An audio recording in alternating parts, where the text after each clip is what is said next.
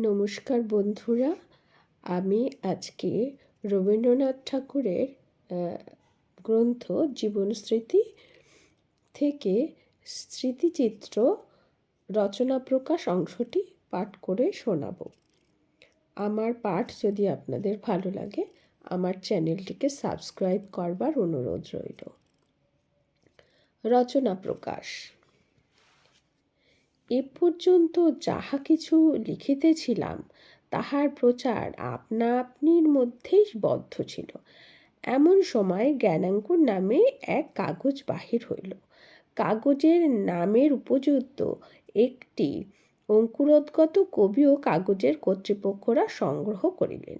আমার সমস্ত পদ্যপ্রলাপ নির্বিচারে তাহারা বাহির করিতে শুরু করিয়াছিলেন।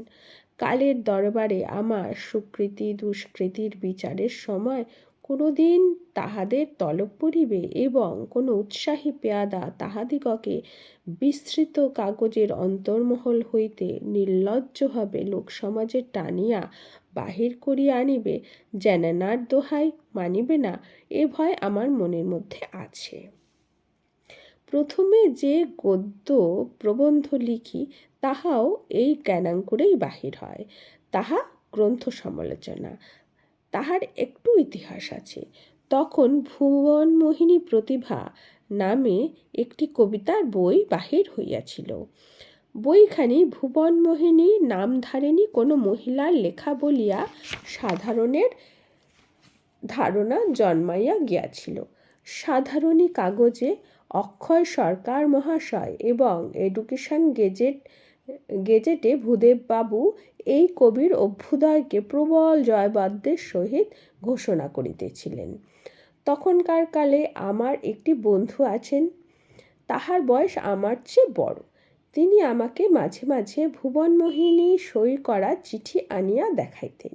ভুবনমোহিনী কবিতায় ইনি মুগ্ধ হইয়া পড়িয়াছিলেন এবং ভুবনমোহিনীর ঠিকানায় প্রায় তিনি কাপড়টা বইটা ভক্তি উপহার রূপে পাঠাইয়া দিতেন। এই কবিতাগুলির স্থানে স্থানে ভাবে ও ভাষায় এমন অসংযম ছিল যে এগুলিকে স্ত্রীলোকের লেখা বলিয়া মনে করিতে আমার ভালো লাগিত না। চিঠিগুলি দেখাইয়াও পত্রলেখককে স্ত্রী জাতীয় বলিয়া মনে করা অসম্ভব হইল। কিন্তু আমার সংশয়ে বন্ধুর নিষ্ঠা টলিল না। তাহার প্রতিমা পুজো চলিতে লাগিল। আমি তখন ভুবনমোহিনী প্রতিভা, দুঃখ সঙ্গিনী, অবসর সরোজিনী বই তিনখানি অবলম্বন করিয়া জ্ঞানাঙ্কুরে একটা গ্রন্থ সমালোচনা লিখিলাম। খুব ঘটা করিয়া লিখিয়াছিলাম। খণ্ডকাব্যেরই বা লক্ষণ কি, গীতিকাব্যেরই বা লক্ষণ কি, তাহা অপূর্ব বিচক্ষণতার সহিত আলোচনা করিয়াছিলাম। সুবিধার কথা এই ছিল, ছাপার অক্ষর সবগুলোই সমান নির্বিকার। তাহার মুখ দেখিয়া কিছুমাত্র চিনিবার জন্যই লেখকটি কেমন, তাহার বিদ্যাবুদ্ধির দৌড় কত। আমার বন্ধু অত্যন্ত উত্তেজিত হইয়া আসিয়া কহিলেন, একজন বিএ তোমার এই লেখার জবাব লিখিতেছেন। বিএ শুনিয়া আমার আর বাক্যস্ফূর্তি হইল না। বিএ!